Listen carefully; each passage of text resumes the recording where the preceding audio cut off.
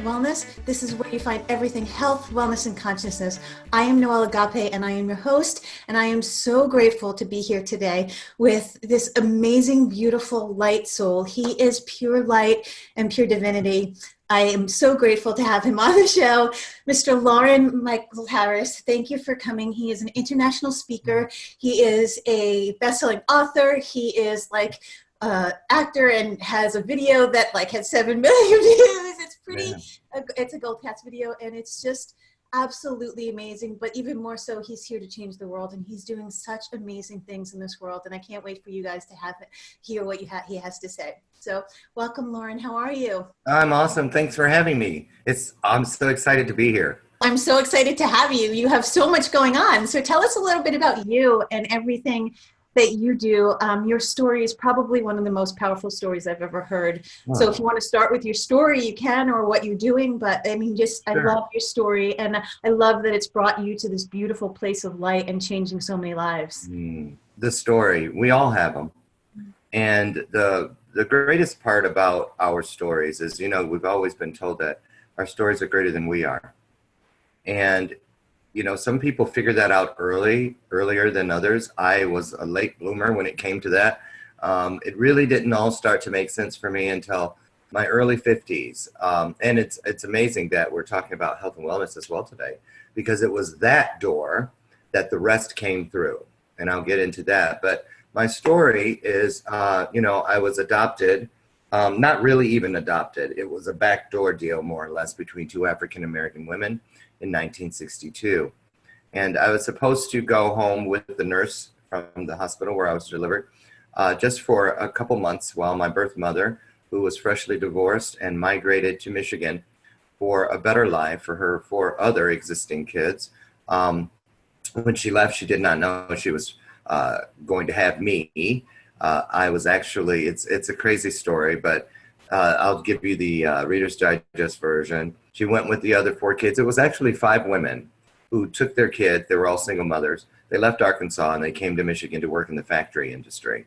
There was work for them. And my mom came, and our father was an over-the-road truck driver, not too nice of a guy apparently, and which is why she escaped.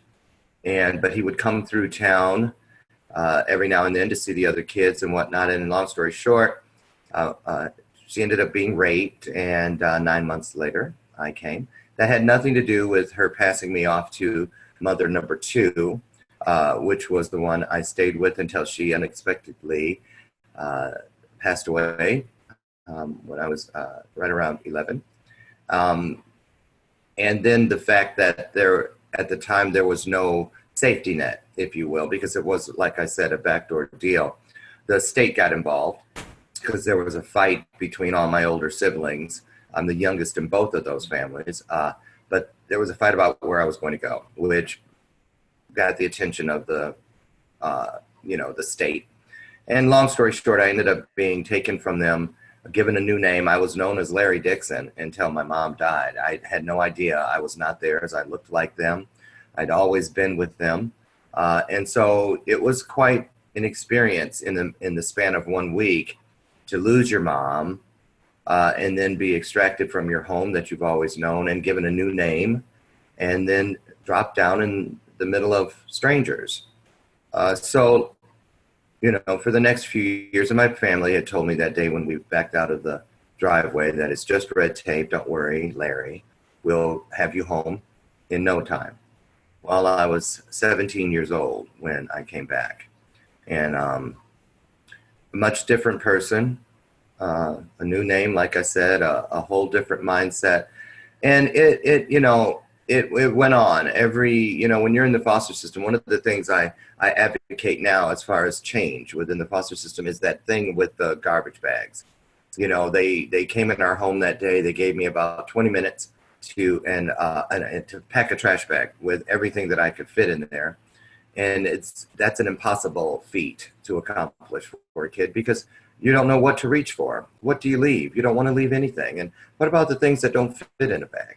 What about my best friend, Scott? What about my dog? What about my bike? What about Cub Scouts? What about all my stuff at school? Things like that. And And today, kids are still being handed trash bags when they transition from home to home in the foster system. And it's just a shame that 40 some years later, the needle of change, in as much as speaks to that issue, hasn't moved at all. So that's why I speak out, and that's why I support kids of all types, not just foster kids, but all kids, because we have such a short time to be a kid, you know. I made it my childhood mission after being extracted from our home. The way I kept my sanity basically was to make a case study out of kids and parents and people that seemed to be happy. I watched them and I studied them and I planned on how I could become them one day. And it took a long, long time because that trash bag, even though once I transitioned and aged out, as they call it, out of the system, I still was carrying that trash bag. It was just a proverbial one, not a literal one. But I mean, you know, in my 20s, when things started happening big in my life, I had a record contract at the time. I started the world's very first apology service called Apology Accepted when I was 26, and it put me in People magazine and on all kinds of talk shows and Larry King Live and on and on. And that was the day, that was the season rather, that I found out that I really didn't feel worthy, even though I, you know, had hoped for great things.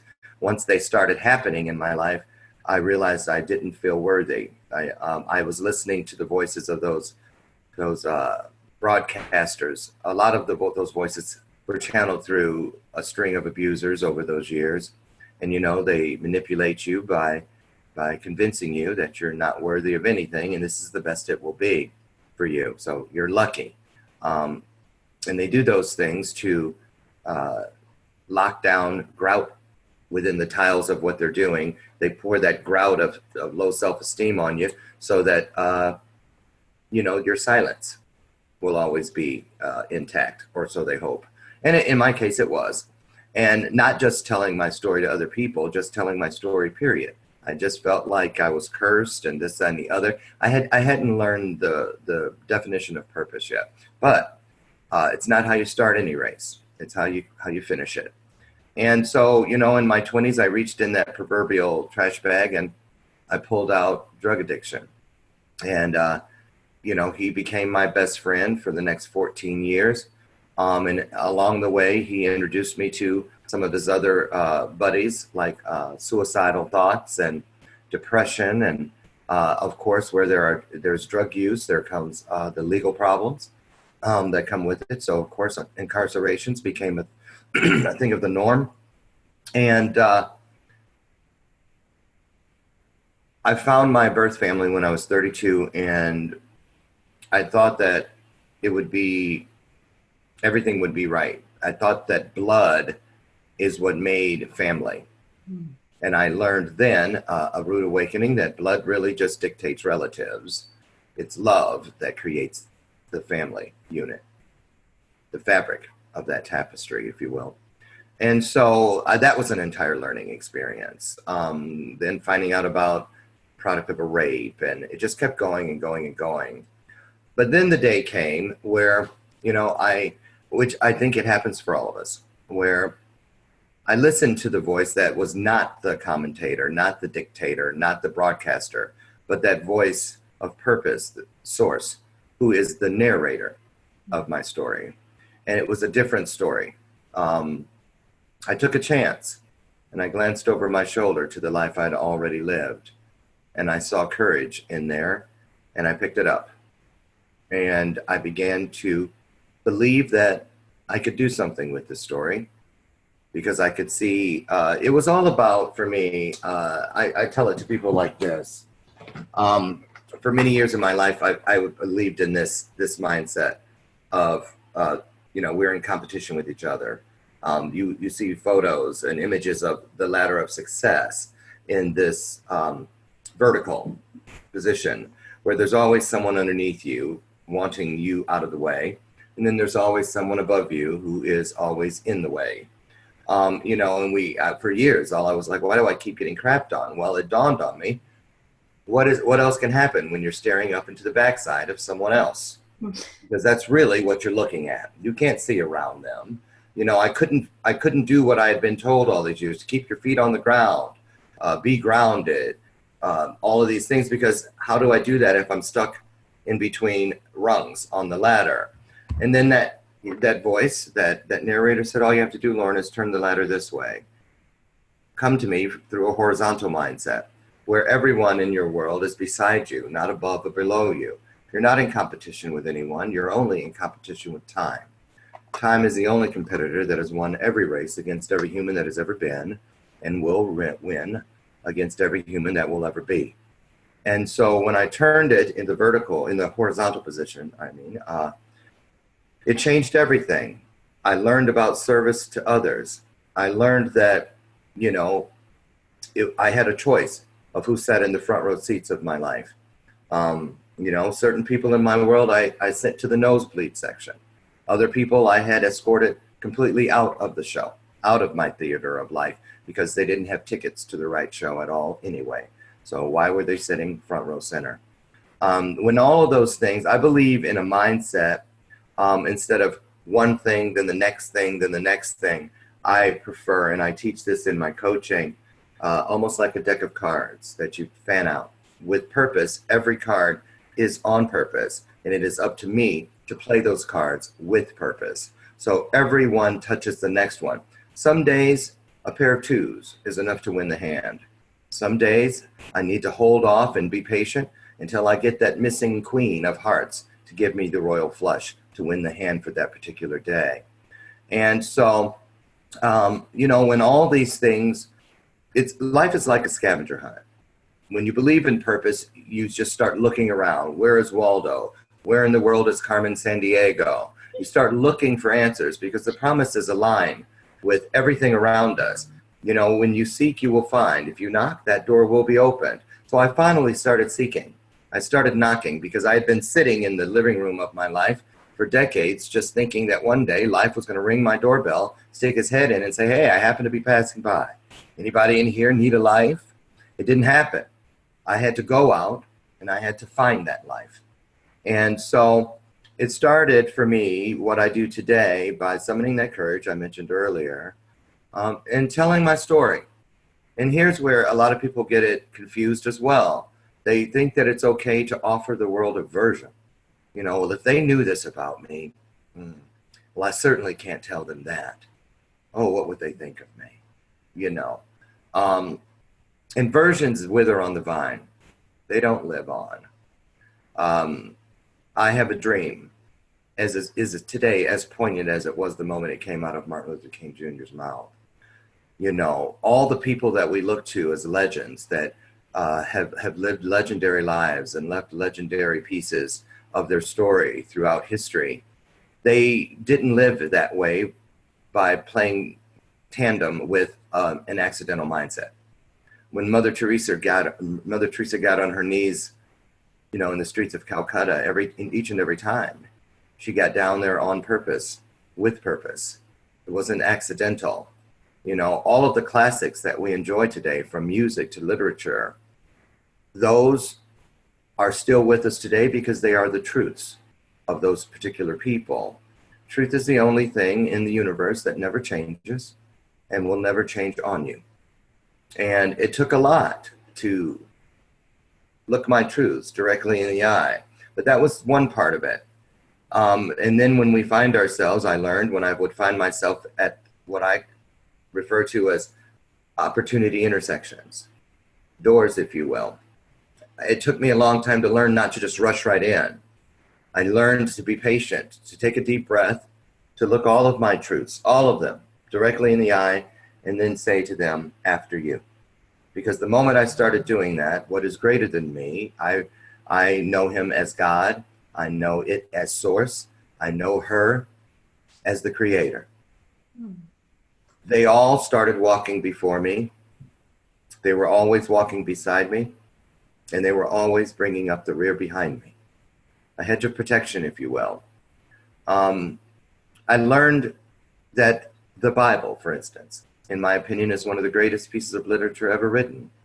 But like anything else, you have to use it with discernment. You know, I look for the promises to appear 3D in my world. I know that that book says no weapon formed against you will prosper, but it says nothing about weapons that I willfully create and hand over to be used against me. It took a long time to put it all together, but again, it's not how you start a race, it's how you finish it. Being of service to others. It took, you know, my cup runneth over, another thing from that book, another passage. You know, when my proverbial cup of life started overflowing, that's when I learned the beauty of being of service to others, because the other part of that is my cup runneth over, surely goodness and mercy shall follow me. Well, until my cup ran over and I started actually understanding it or trying to understand it, I always pictured goodness and mercy like on a cartoon where bushes were behind me, and when I'd move, they'd move. When I'd stop and turn around, they'd freeze. And that isn't how it was, you know.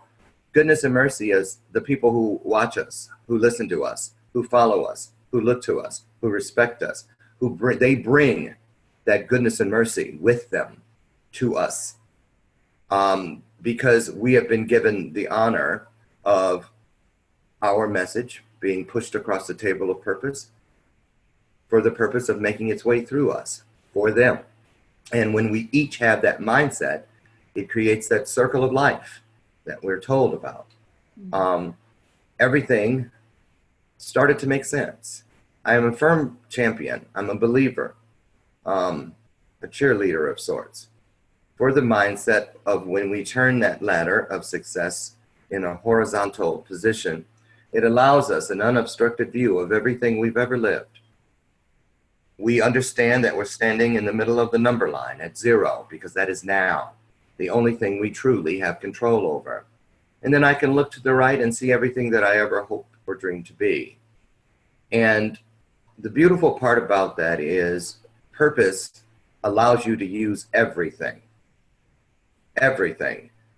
Everything begins to make sense. It begins to be something that you can understand and do something with. And so I started speaking, and I auditioned for something called Listen to Your Mother. It was a Mother's Day thing, and that is the actual footage.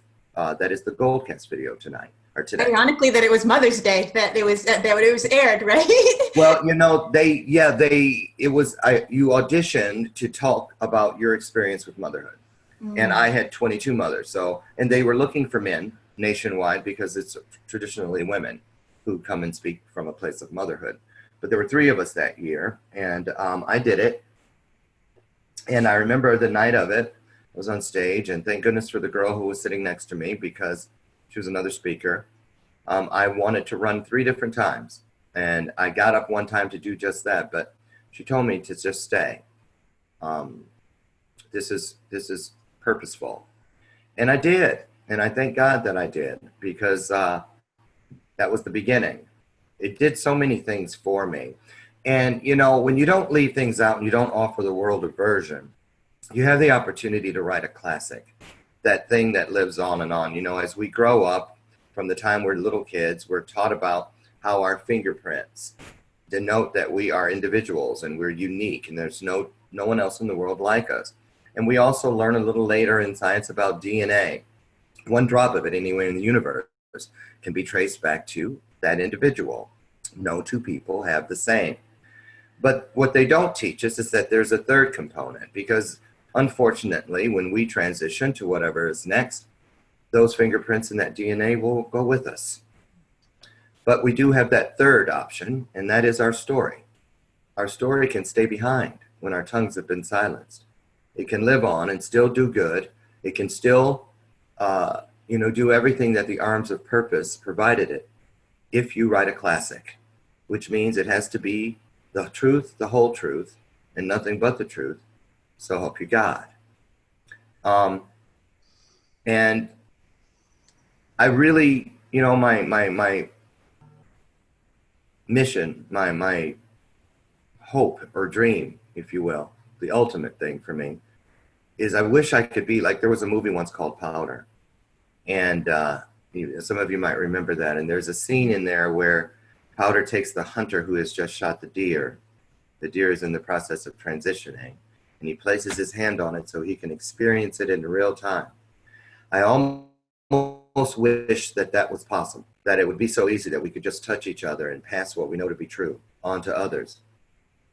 But life wouldn't be very exciting if it were that easy. I truly believe that you're doing that, though. I believe that you're leaving a legacy on this world with everything that you do, with your books, with your speaking, with your coaching, with your projects that you're doing. You are touching the world with everything that you are doing. And I honor you for that, because you truly are such a gift to this world, and to come from such darkness into a place of light and living in light and living in consciously. You truly live consciously every day, and you live consciously with purpose. I just honor that, because I truly believe that you are a gift to this world. And I do believe that you are leaving a legacy on every life that you touch, Loren, really. Thank you. I appreciate that. It means a lot. It does. It's still difficult it's a challenge to wrap your mind around it, because the responsibility of it can be a bit much at times. But we have to understand that, as long as you get up every day and you commit to doing the best you can with what you have, it doesn't mean you have to be perfect. I believe our imperfections are as perfect as it gets. I just wrote an article for one of the magazines I write for, and that was the topic of it. And I really believe that to be true, because it's within those imperfections that we learn, and that we grow. If we were perfect, there'd be no need for the sun to rise tomorrow. Why? What else is there? You see? So it makes perfect sense that there is no such thing as perfection as far as us evolving into it, because then you're done, It's true. It's all about acceptance. Another great thing that I want to share that was very instrumental in where I live today, because all the things that people say, oh, this happened and that's happened to you and this and the other, all these wonderful things, they came through me. They didn't come from me. Content, I don't sit down and make it up. I allow myself to be the messenger and to get the message out. Me as well. The same thing. I literally channel it down from source. I agree with you 1,000%. It's the best way, because you don't have to worry that if it's good enough, or because you get into that judgment world, and you're never going to think that and that's why people hold on to things. Oh, it's not time yet. As soon as I get this, or when I get there, so many people live with a calendar that has nothing but someday or one day on it. And the thing about that is those days don't move towards you. April 5th does. September 23rd does. So, when you just get out there and you have to move forward in faith and believe that my best will be good enough. It will be good enough. And it always will be, because there aren't any mistakes. There are no such things as mistakes. Those are merely victories in the making. Einstein said it best, all the hundreds and thousands of times that he got E = mc squared, the theory of relativity, wrong, none of them were wrong. Each one pushed him closer to what he was looking for. Yeah. And he got there. And every person in this universe that has ever become an expert, who has ever become a legend, was once a nobody, and they were once a beginner. The only difference between all of them and you or I or anyone else watching or listening is what we choose to do with the same 24 hours we all are afforded. Is every day for me a 5-star day? Absolutely not. But as long as I can show up and walk away even with 1 star, a little bit of something will always be better than a whole lot of nothing. And so I take it and I look at it and I figure out how to do better. How can I take what I've already done and make it better? And there is something out there that watches. I call it, to me, they feel like lean-in moments where we're tested, because there cannot be a testimony unless you know that the test is within it. Test, I'm on. So that's like I tell people when I'm coaching, if you're just going to sit there and not do anything, I'm going to give you your money back. I'm not in this for routing numbers. I'm in this for testimonials. I want you to be able to tell your story about how you went from this mile marker, known as an event in life, to this mile marker. And when you tell what happened in between them, now you're talking about the journey. Now you're telling the story. For years, I sat on events. I can't do this, or I'm not worthy of this because of what happened to me when I was 13 or 12 or 9. But then one day I found myself on the other side of the mountain, and I pointed over to where all those events took place. And I realized through Source that it was time to reinvent blame.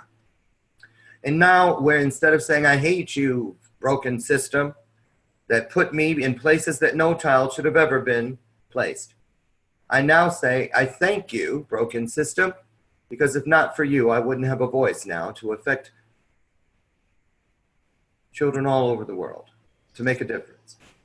And I really truly believe, Loren, that without question that you are a gift to this world, and you were born. I mean, your mom was raped, and she could have had an abortion, she could have got raped, and you're here on this planet, and you're making such an impact on this world with this beautiful light from there, that you take every obstacle and you truly turn it into light. More than anybody I've ever come into contact with in my life, you truly take a situation that is basically, most people would give up, and as much as you've had happen to you in your life, most people would give up and live in the victim. The most thing that I honor about you is that you never stay in the victim, ever. You use it as a lesson, and you learn from it, and you grow from it, and you experience it, and then you teach from that platform. And I think that is probably the biggest gift that you have. I mean, you're amazing, and you're charismatic, you're this beautiful light, but your gift is that you take a lesson, you learn it, and then you teach it to others. That's really, really so divine and so beautiful. So really, really fantastic. Tell me a little bit about maybe the process you do with your coaching, and that you're speaking of when something happens, because life does happen all the time. Yeah. When it's not the high days, when we're not on stage, when we're not in front of the TV, when we're not, in a magazine article, when it's just real. Tell us a little bit about getting through that, and maybe so for our viewers to understand getting through the process of what it takes to get there on the other end. Because it's, it's not always unicorns and bubbles. As much as we, now live and stand in our truth and we stand in our power, there's still days that life happens to us, right? And it's not happening to us, it's happening with us to expand us to a bigger point in our life. So maybe talk about the process that you use to get through those days. Well, the process I use, and it's funny because where is it? It's here on my desk somewhere. I have a book that I always pull out. It's somewhere here. One of those dummies. It was from our wedding. Weddings for Dummies, right? But I tell people that Source, thank goodness, if you were to write a book, if Source were to write a book about the experience with me, it would say Motivation for Dummies.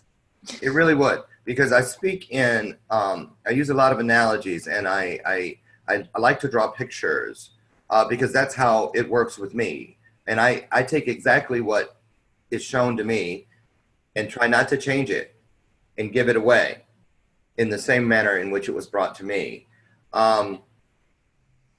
One of the first things that I do with people, it's a twofold thing. We do a writing exercise where we go back and we look for those moments in life as early as we can go back.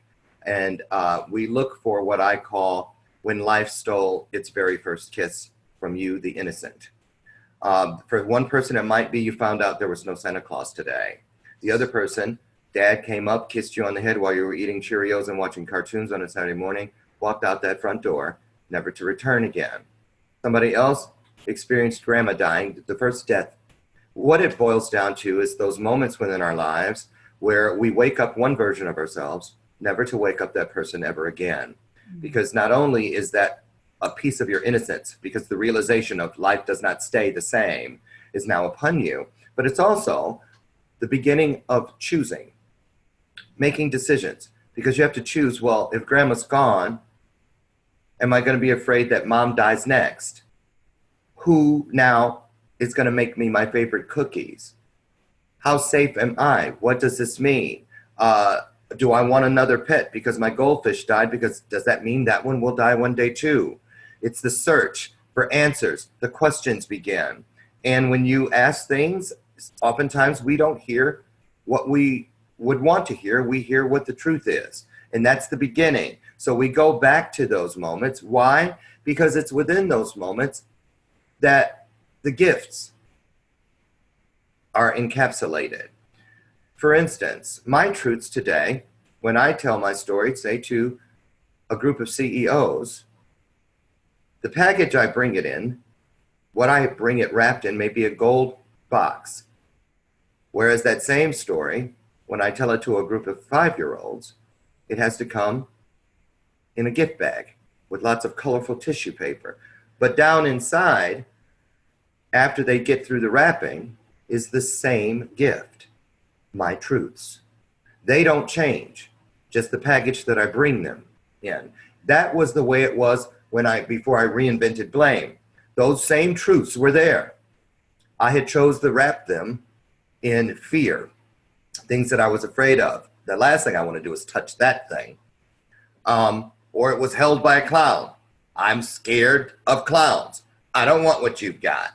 It was whatever it was that kept me from believing that there was anything remotely positive within anything to do with that kept me from within the arms of purpose for decades. But the moment I stood on that precipice and said to, say, for instance, my abusers, and reinvented blame when I spoke into existence, I blame you for teaching me patience. Because as a gay man, you inadvertently kept me alive in a time where most gay men were dying at an alarming rate. So what you thought you were keeping me from didn't happen, because 2 years ago, I married my everything. But you did keep me from what would have stopped me from being able to do what I do in the world today, and that is death. So I thank you. I reinvented blame. Because purpose allows me to do that. When I can look down that road of purpose, I can see how everything led into the next and into the next, into the next. And that alone takes away the fear of that corner we cannot see around, which is the future. I now know that no matter what happens, it happens on purpose. If I get a flat tire and I'm late for something, I say, must have been something down the road that I was not supposed to be a part of. It could have been, this could have blown out and I lost control and ran into a group of people. There may be a fatal accident down the road that I may have crossed at that same time. There may be somebody stopping to help me, or it slowed me down because that intersection of opportunity where one word is strategically placed within one divine sentence that is either going to come towards me or go from me, that can change or save one of our lives and maybe others. I just accept it and I move forward. You know, because that broadcaster that I talked about earlier, excuse me, he used to always tell me, don't you get back up. Don't you dare. You know, and it filled the room, the world with all kinds of distractions and lots of din and chaos. But there was always, if I listened with my spirit somewhere on the wind of change, I heard that voice that always whispered, don't listen. I know you don't want to.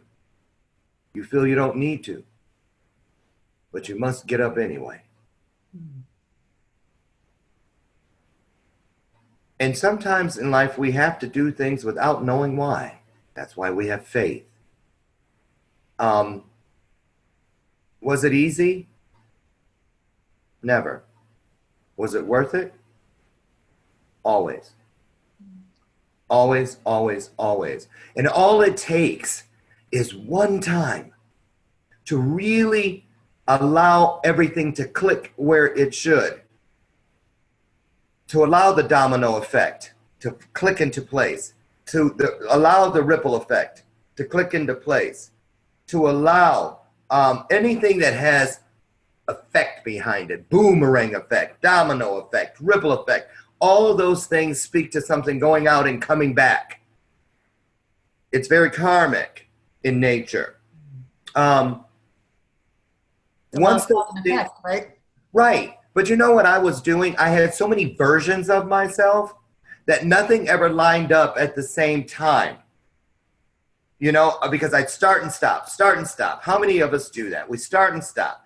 Oh, I'm going to do this. We sign up for this thing and we buy this book. We never read it. We buy this program, never get past the first module.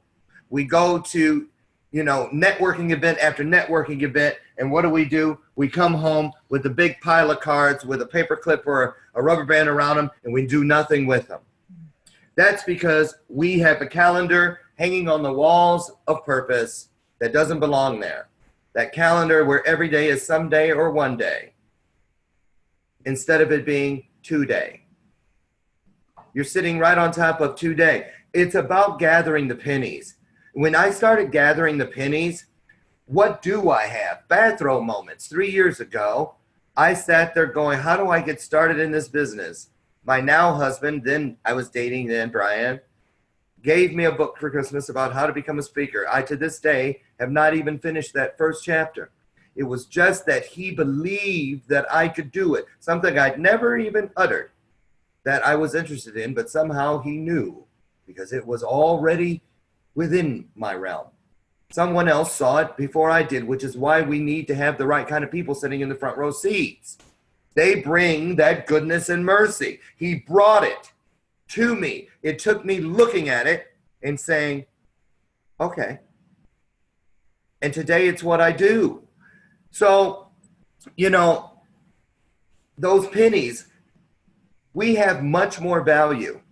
We are much more valuable than we give ourselves credit for. We don't know what we don't know, but we don't give ourselves credit for all the things we do know. Anything you have ever lived through, it instantly establishes you as an authority because it didn't kill you. So you made it through it. I don't have to hang my head. I'm not the modern day Hester Prynne wearing the letter of shame on me, which is what I did for decades. It wasn't until I lifted my head that things began to change, you know. And when people trust that, and they trust in purpose and they get it out there, wonderful things happen. But the other promise, 2 or more. You must get that first person into your close proximity because they're going to tell you about the bell. You know, have you ever thought about, you know, you really have a knack at, I do? All it takes in many cases is just one form of validation. But a lot of us want to skip way ahead to the front of the line where the world is giving us those pats on the back. But I tell you this, if you start moving, what do you have? When it was bathrobe moments, I was like, how do I get started? And I heard Source tell me. I had a coffee cup in my hand and I had my bathrobe on. And I said, but I don't have a green screen. I don't have a stand for my phone. I don't have a big microphone. I don't even have Be Live or any of those things. He goes, you have Facebook Live. You have a phone. Yeah. You have your coffee cup and you have your robe on. But the most important part is you have a story. So sit down and hit the go live button. The exact same thing happened to me. Literally. I was like, I don't have the equipment. I don't have everything. And I heard, just sit down and record, turn on the recording and go. And, you know, just start talking and speaking. Exactly. Right. And you know, the premise of purpose is this. It's threefold. And a lot of things are. A lot of people stick with the dual thing, and that's true. Yin, yang, hot, cold, up, down. Right. Because that's because there's choices, only 2. The one you make and the one you didn't. But the 3, past, present, future, Father, Son, Holy Spirit. There's so many 3s. And one of the 3s that I really love is this. You know, well, let me go back for a second.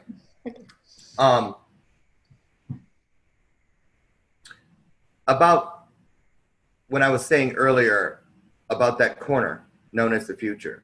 A lot of people, that's where they live. They live in the future, the post-dated check, the one you can't even cash yet.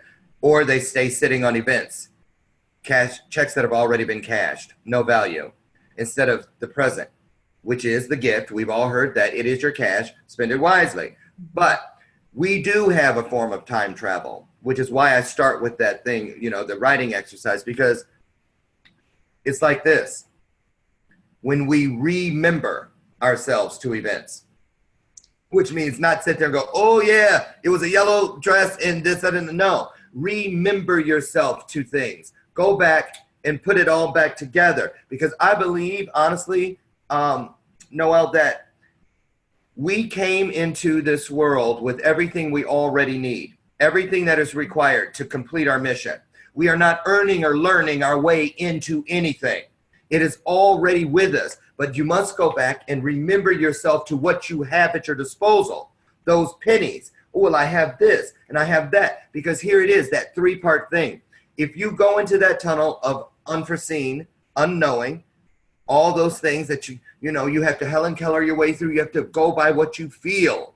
All the IN words, instinct, intuitiveness, innate, all internal, because you already have it with you.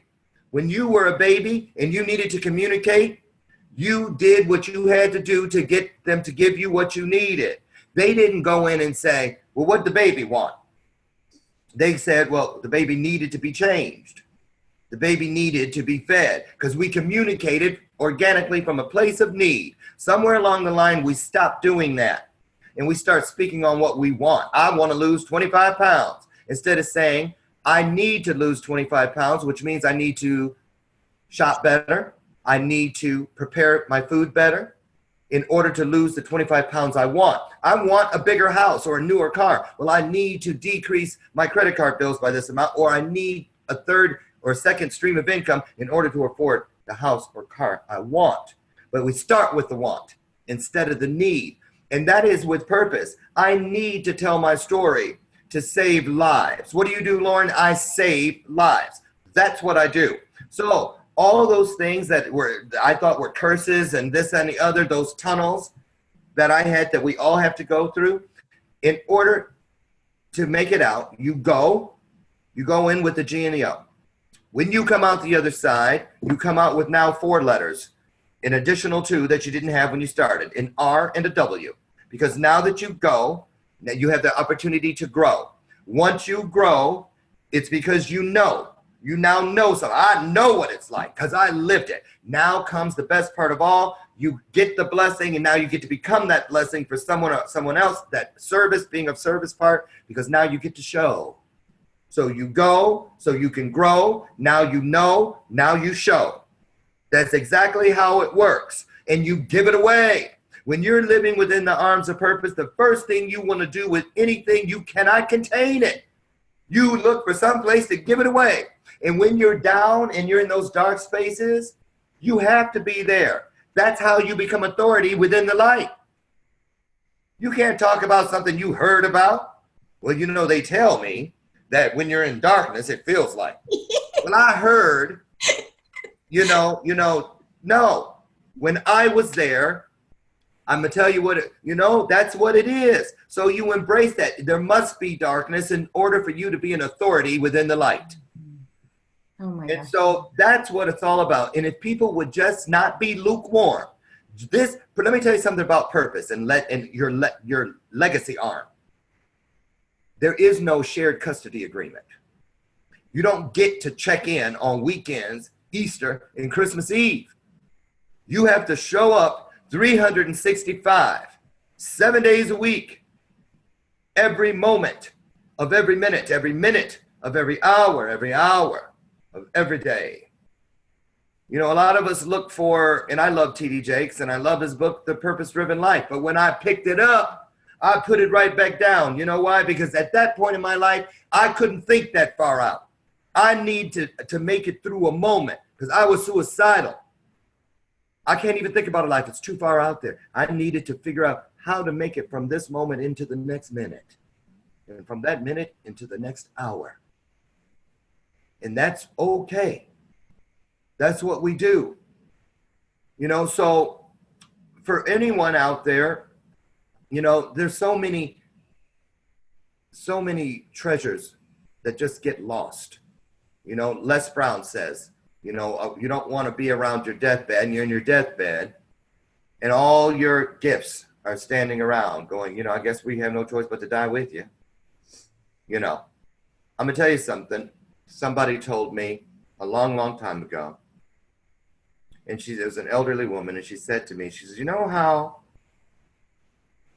know how, she was 90 some years old. She was in a nursing home, and she had a 80-year-old daughter in the same nursing home, right? I was a cook there.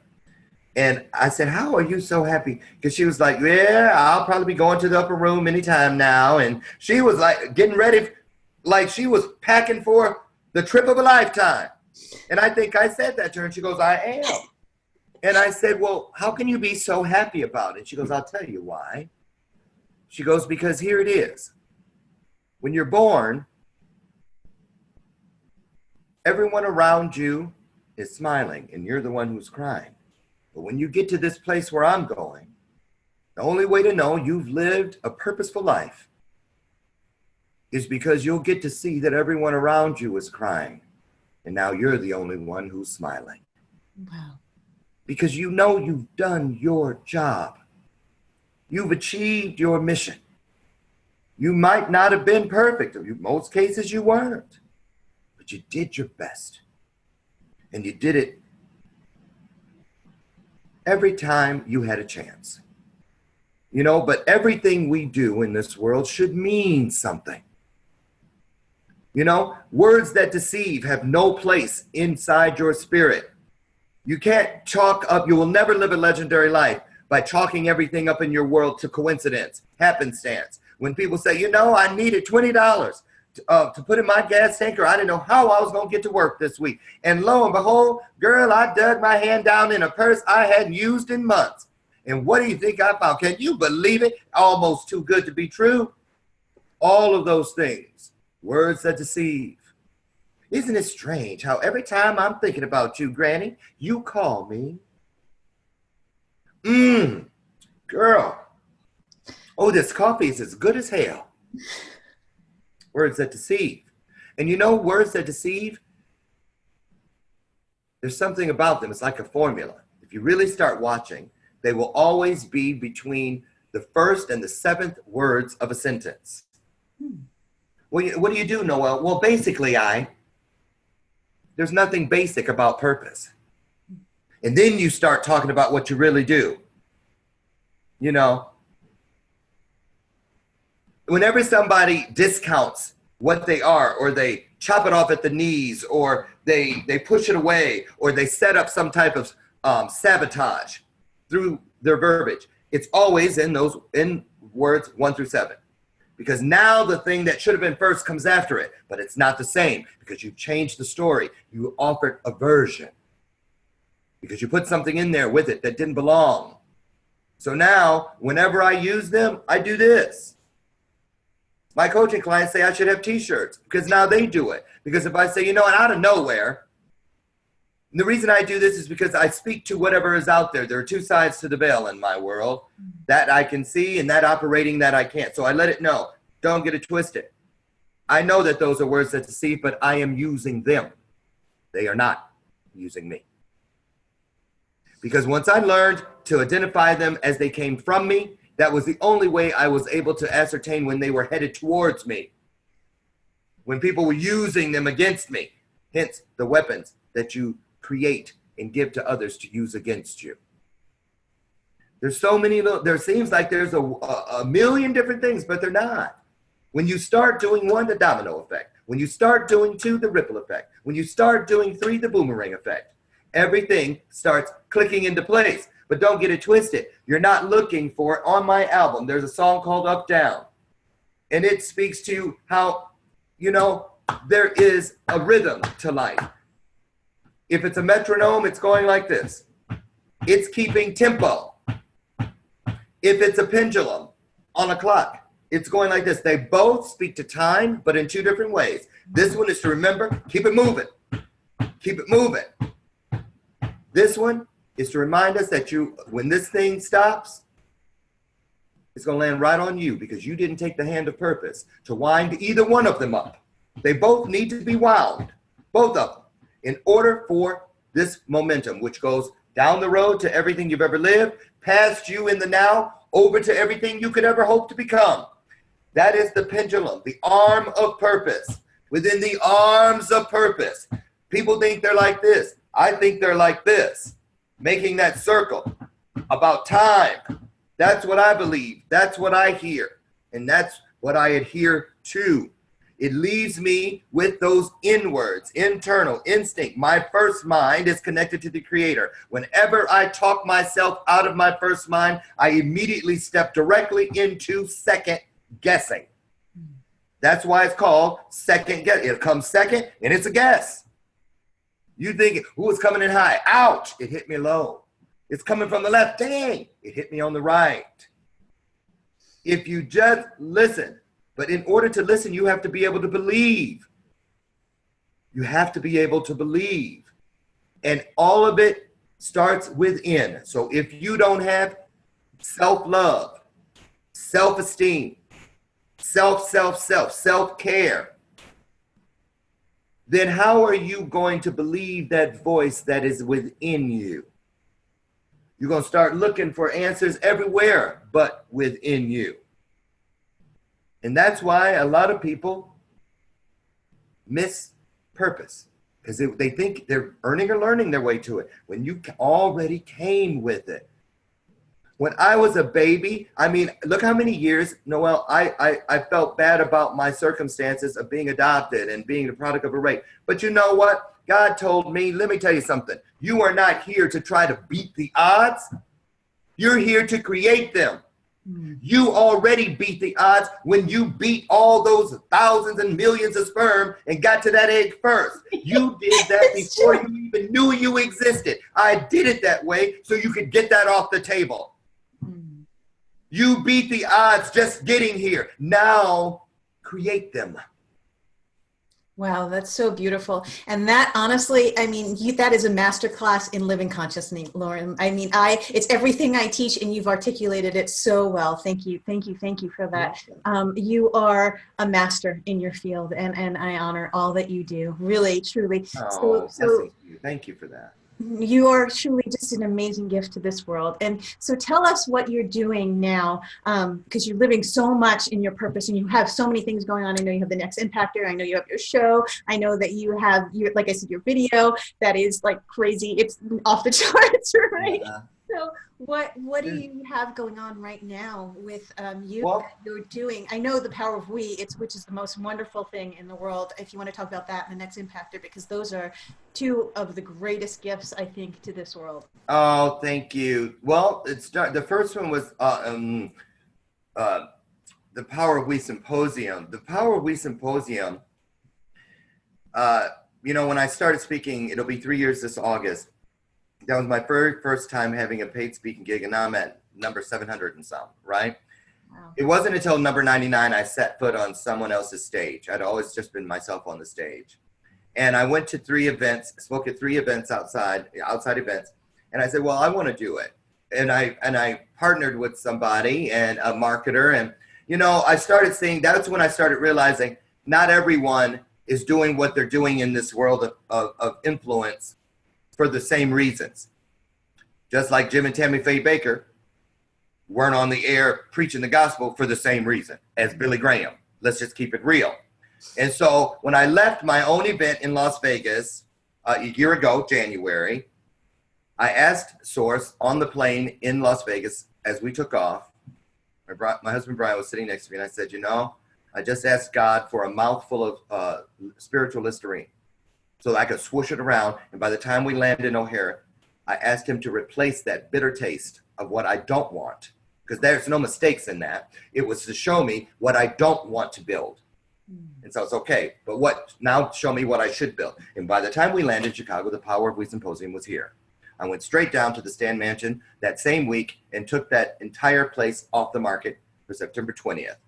Now, the Power of We is a place of celebration. It is not brick and mortar. It doesn't matter. Yes, I always choose opulent places. Why? Because we always remember our first. And I wanted to provide an experience for not just the speakers, but for the kids and everyone, the volunteers, the general admission people, to come to something like they've never experienced before. That way they have a greater chance of remembering it. Remembering. So, the Power of We Symposium was designed for speakers to come with the power title. Their superpower. When you were living the life that these kids are living, when you were facing the challenges that these kids are challenged with every day, what was it? What was your go-to superpower? So in the last one, we had the power of love, the power of tranquility, the power of harmony, the power of choice, the power of adversity, confidence, leadership, action, passion, community, and I delivered the power of control. And we talked about that thing that we focused on, that when the rest of the world seemingly missed us and we were feeling more and more invisible as the days went on, this was the thing that always whispered, get back up anyway. So they all bring that. And it is a time of celebrating these youth to let them know we see you, we believe in you, you are the shoulders of the future. We are here to provide shoulders for you to stand on.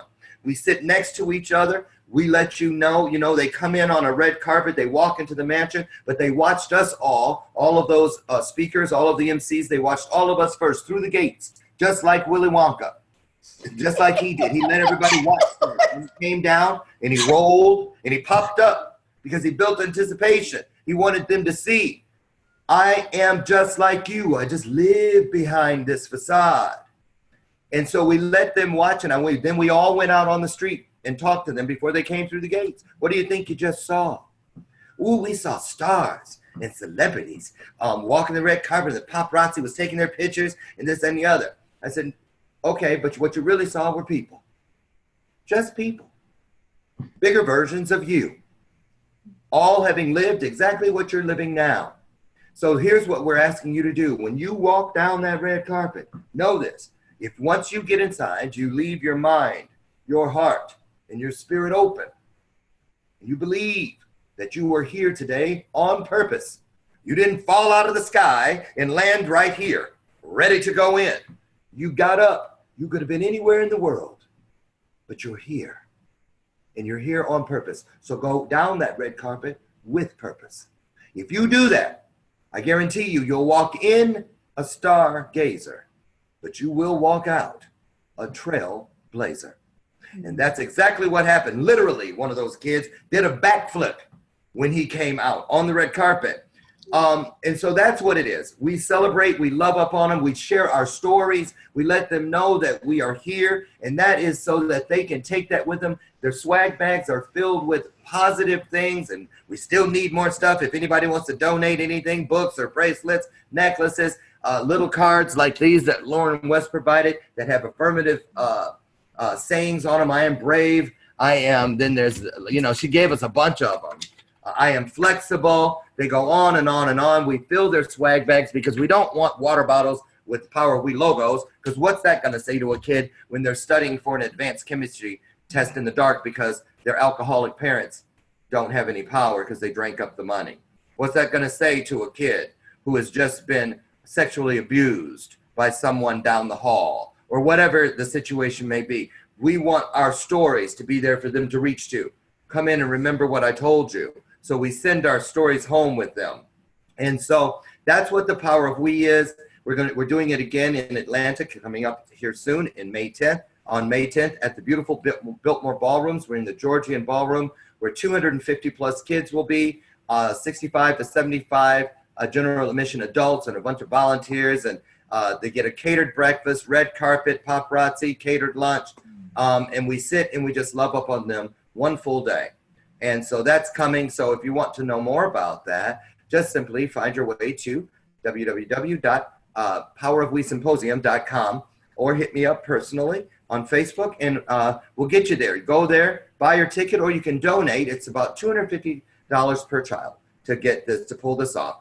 And so even if you can, $1 or more, you can donate $1 or more. You just helped a fingernail make it to the thing. You made you helped a earlobe, because eventually it will equal $250, and that's a whole living, breathing kid.